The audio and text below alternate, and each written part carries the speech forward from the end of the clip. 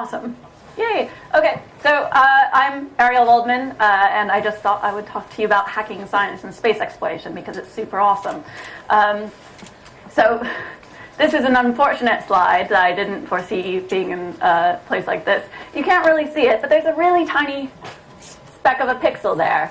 And why you can't really see it is because it's taken from the Voyager 1 spacecraft, and it's an image of Earth as seen from about 4 billion miles away.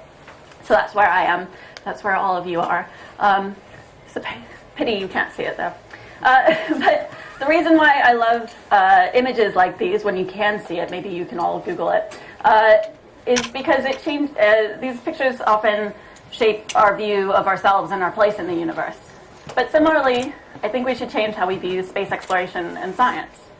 As an example, had a fairly historical event in 1969. America sent the first man to the moon. But also in 1969, slightly smaller event, we sent the first message over ARPANET, the early form of the internet. That message was LO for login, and unfortunately the computer crashed shortly thereafter. Not as successful. But that said, with about 40 years of hindsight now, which one of these events has had a greater impact on us? It's now 2012, and the internet has had millions and millions and around 2 billion users. And yet, with 50 years of space exploration behind us, only a little more than 500 people have actually ever been in space. This, to me, is really sad and broken. So when I talk a lot about hacking space exploration, what I'm really talking about is hacking space observation, because that's really the relationship that most of us have with space exploration. We're often observing astronauts or government agencies exploring space on behalf of us, but we ourselves aren't really doing much exploring. So hacking space exploration is an interesting thing to think about, and it also isn't necessarily DIY stuff, so it's not exactly instructables how to make super shiny space leggings. I'm sure these are very fashionable, but probably not very functional. Hacking space exploration goes one step beyond that. It's more about saying, you know what, I have no idea how to build a satellite or a robot, but I'll be damned if I let that keep me from sending stuff into space. And that's what this is what kids in the UK actually have done. This isn't photoshopped, again, you can't see it that well, but essentially it's teddy bears in space. And it's because kids in the UK wanted to test how different materials react in high altitudes. So instead of waiting around to learn how to build a satellite or robot, they just sent their teddy bears up there, which was a lot of fun. So it's really around this concept that doing something changes how you see it.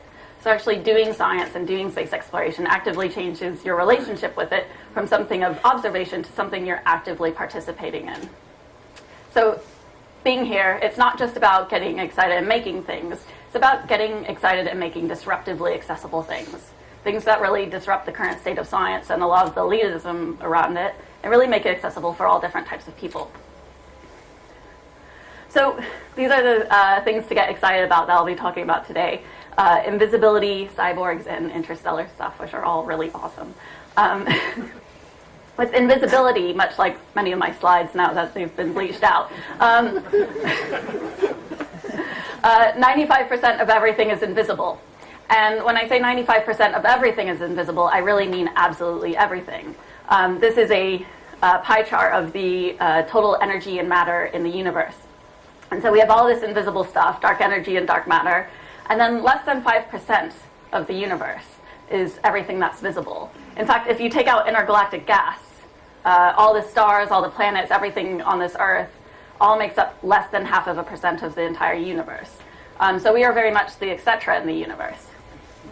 So this cool stuff called dark matter, that is all this invisible stuff that's helping shape us, is really interesting. It really helps keep us all together. When we look at galaxies and we see that they're held together, there's actually not enough mass to account for enough gravity to hold us together. And so we give this the term of dark matter. And so it's this invisible, weakly interacting particles that are kind of helping keep us all together. So it's not the power of love that keeps us together, but it's the power of dark matter. So in a lot of ways, this is a very friendly universe. We have this invisible stuff floating around that's helping keep us friendly and together and everything like that. But there's also an opposite side to the universe, which is dark energy. And dark energy is kind of doing the opposite. All this invisible stuff that's actually tearing us apart. And this is because when we look at the universe and we see that it's accelerating, we actually see that it's accelerating way more than we think it should. So this is given the term of dark energy. So I think this is a really interesting concept to think about for hacking. The idea that we have all these weakly interacting particles that are helping push us together and pull us apart and really shape how the universe is. So it's a really interesting concept to sort of tap into as a superpower. This is an example of a belt that someone's wearing, and it vibrates every time the user faces north, with the idea being that if you wear this belt for several weeks, you can get a more intuitive way of navigating your city rather than a more visual way. Some people are able to actually explore this further with the idea of our senses have different affordances, and so sometimes we can see things better than we can hear them, or sometimes we can smell things before we can see them, and so on. So some people actually experience this through something called synesthesia, which is essentially when the wires in the brain for your different senses get crisscrossed. And so some people with synesthesia will report associating certain letters with certain colors, or if they hear a loud sound, they'll actually see a ripple across their vision. There's actually a lot of different types of synesthesia. So a group of hackers wanted to explore synesthesia, and what if you could actually experience it without having it? And so they created this really creepy mask called synesthesia. It's quite fun. This was made at a Science Hack Day in San Francisco. And what it does is it essentially simulates synesthesia. And how it does that is it's this creepy mask, and they took vibrating speakers, and they attached these vibrating speakers to someone's face. Because it was a hack day, and they only had around 24 hours to make this, the only open pattern for a mask that they could find was for a GIMP mask.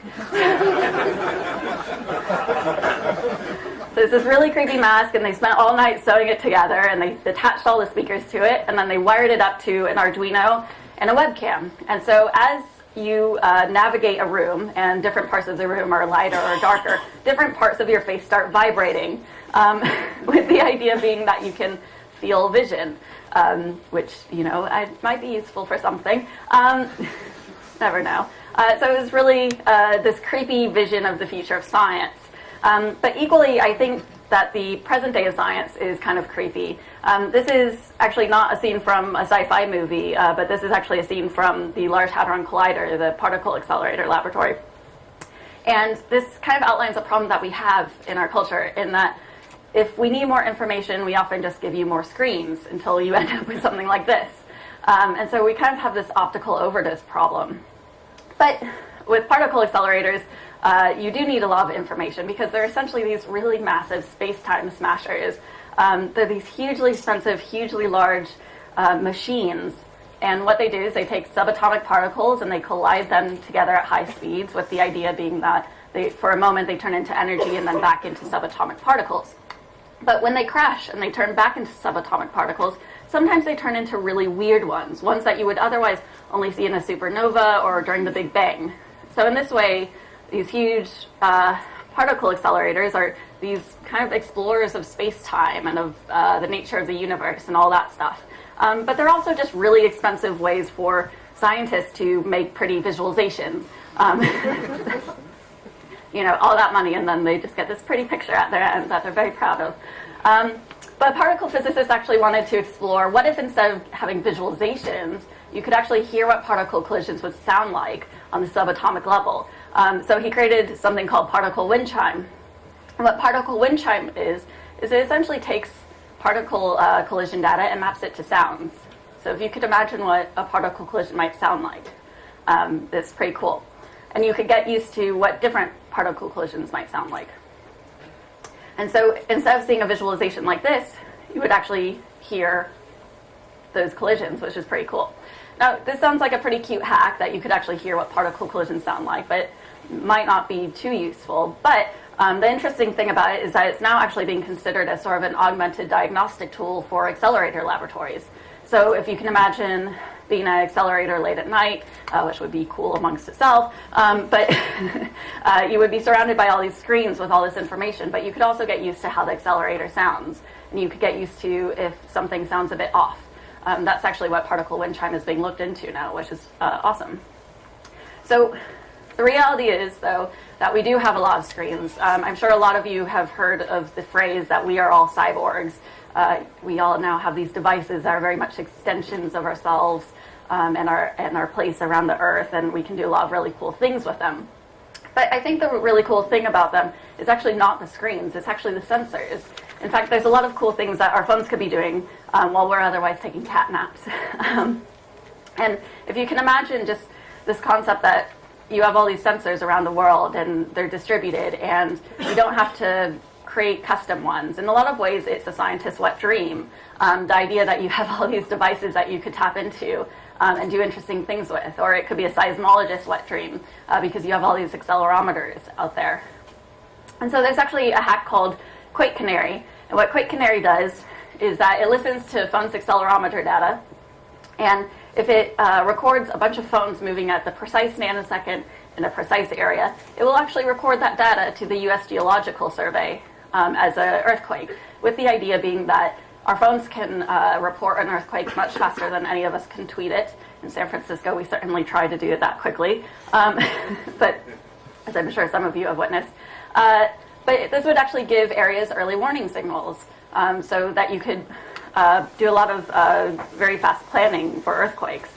Admittedly, when I first saw this, I had a really scary vision of if this were to actually be implemented worldwide, if people would create flash mobs to try and create fake earthquakes around the world.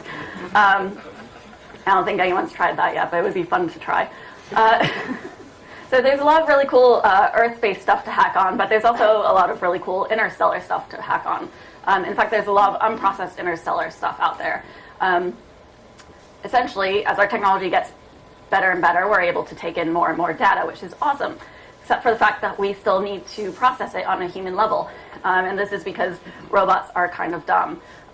There's still a lot of things that humans can do better than robots can, things like shape recognition or pattern recognition. Humans still are better than robots at that. So exploring sort of that idea that robots are dumb and there's a lot of cool things that humans could be doing came a project called Galaxy Zoo. And again, you can't see it very easily, but Galaxy Zoo is essentially a really simple online interface in which it gives you a pretty picture of a galaxy and asks you some basic questions about it, like is it a spiral galaxy or elliptical galaxy? And you can classify it. So this is around the idea that a lot of people can classify galaxies and help our understanding of the universe, but a lot of people could also potentially be discovering galaxies that have never been discovered before. There's similarly a project called Planet Hunters.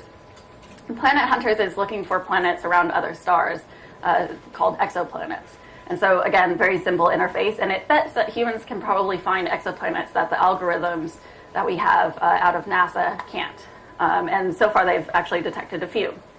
And these are all really great because it's all around the idea of no data monkeys. So the work you do on Galaxy Zoo or Planet Hunters actually gets credited to you. It's not some sort of mechanical Turk operation where some scientist is going to take credit for it, and then you're kind of out of luck. The work you do on these gets credited to you. So if you discover a galaxy or an exoplanet, your name actually goes on that scientific paper for that. And this actually happened in the case of the green peas galaxies. These were these weird green globs that people discovered through Galaxy Zoo. And this is because Galaxy Zoo not only gives you that pretty picture of a galaxy, but they also allow you to dig into the data behind it. So if you see something that looks a little bit strange, you can actually investigate the data, and you might be well on your way to discovering a galaxy, as some people have. So that's a lot about unprocessed interstellar stuff. But there's also a lot of unprocessed internet stellar stuff. This is a slide that I thought best represented the internet because it's got moon landing cupcakes and a cat. So it's fun. But unprocessed internet stellar stuff looks really gross to me.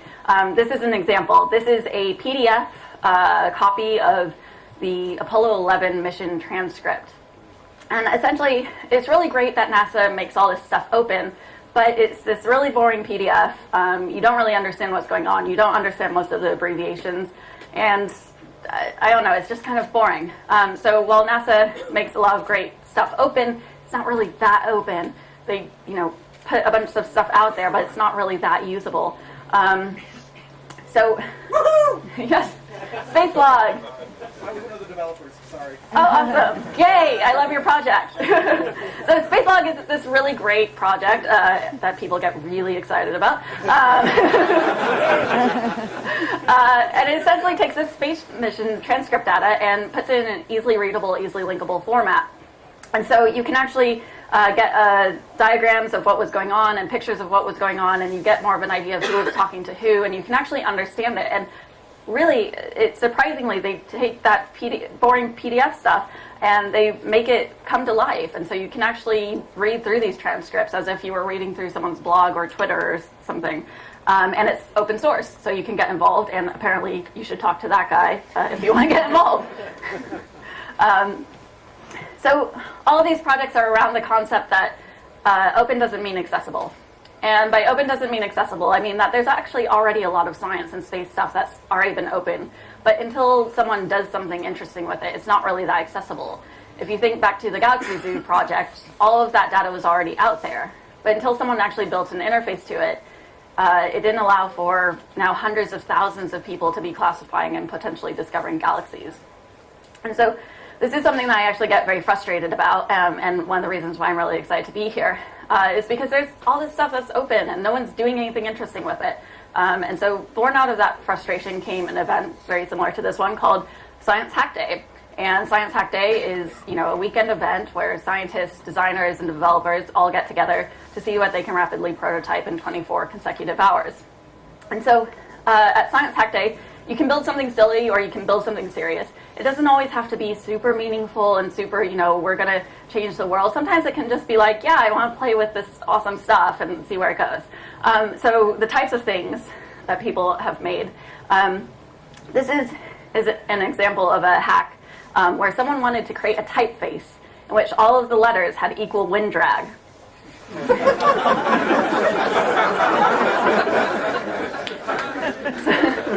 So what you're looking at here, again, hard to see, but essentially you're looking at a makeshift wind tunnel, and they recorded the wind drag of each individual letter and then weighted them so each letter had the same wind drag. So if you want a font in which all the letters have equal wind drag, which might be useful for something, this is what it looks like, the isodrag typeface. And it was actually, interesting because they thought, the O might have a lot of wind drag and actually it didn't, so they had to thin it down, and then the I had to be built up and interesting things like that. This is an example of a hack called Deanacery, and essentially it's a cocktail of extracted strawberry DNA. So instead of extracting DNA through using inedible materials, they used completely edible materials and made a cocktail of extracted strawberry DNA, and it was absolutely disgusting, and I don't recommend any of you try it. I had to try it because I was judging, and it was very alcoholic. This is a hack that came out a couple weeks ago from Chicago Science Hack Day, and it was an arm alarm, with the idea being it's an alarm that you wear on your arm, and it won't shut off in the morning until it records that your pulse is angry.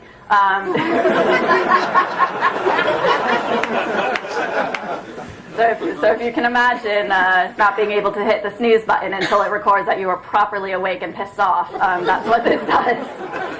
It was a lot of fun. And then this one is very difficult to see what was actually going on here, but this hack was an idea for a lamp that would light up every time an asteroid passed by the Earth. So you would sort of have this near-death lamp on your office desk and get alerted of every time the Earth came and had a near miss with an asteroid, which actually is often enough. So all of these are around the concept that hack days are really a spark for future collaborations and future ideas, and really just seeing where things go. And this is what I really hope all of you here can do, is just have a lot of fun and worry about where it goes later. Do change the world, but if you're not having fun and just getting excited and really making accessible things, then you're doing it wrong. So that's all I've got today. Thank you.